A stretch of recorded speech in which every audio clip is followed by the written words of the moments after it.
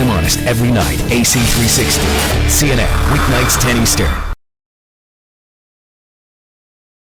Oh, we've been getting new video in all day, posted online by people in Syria, and every clip, revolting as it is to watch, is part of a growing pattern. Every clip shows a person, often a child.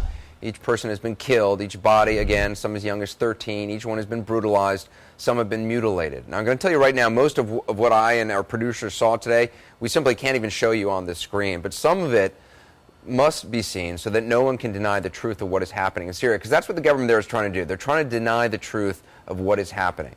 If you feel you have to look away now, but please listen if you can at least. 13-year-old Rita was killed allegedly by security forces in a place called Al-Kiswa just outside Damascus.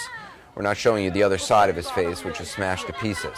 More new video. This is the tortured body of someone named Obeida Akram. He was detained on June 17th, we're told. 10 days later, his body was returned. This is the way the government operates. The bodies are returned to send a message, to strike fear. This is from Tarek from Homs. This is Tarek from Homs, taken 2 months ago.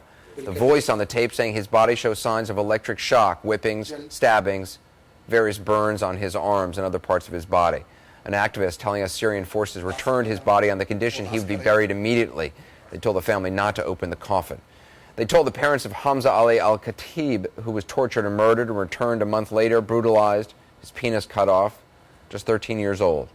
And there are more like Hamza, but the images are simply unwatchable, including a 13-year-old tortured to death after disappearing May 29th. His body returned in June 18th, almost unrecognizable. And as this is happening, the government goes on saying it's not happening. Here's the regime's vice foreign minister with CNN's Hala Garani. Why are Syrian security forces and the military, and this has been the testimony of many people in some of those cities, why are they shooting at demonstrators and in some cases killing them? Why is that crackdown happening in Syria right now? There is no crackdown.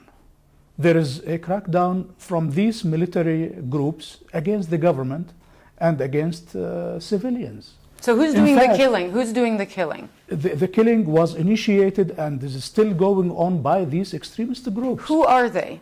They are extremist groups, extremist religious groups, groups that are financed from outside Syria, and groups that do not want to achieve reform in Syria. Unnamed groups, no evidence. Unnamed extremists financed by unnamed outsiders. In his last speech to the country, Syria's dictator Bashar al-Assad blamed 64,400 roving Syrian criminals. Clearly, the regime needs to get its story straight, or doesn't really have a story that fits the facts, or video that keeps pouring in. Chilling pictures. These from outside Damascus on Friday. Security thugs literally jamming a protester into the trunk of a car, beating them. You watch as someone rushes into the crowd, sticks and batons and jackboots and fists, trying to rescue the guy, and you see him beaten senseless as the trunk is shut, and another person, someone's father, uncle, best friend, is hauled away like human freight. Or no less chilling video of a young man being led away by security forces, his face unmarked for now. His future? Well, we can't tell. We don't know what happened to him.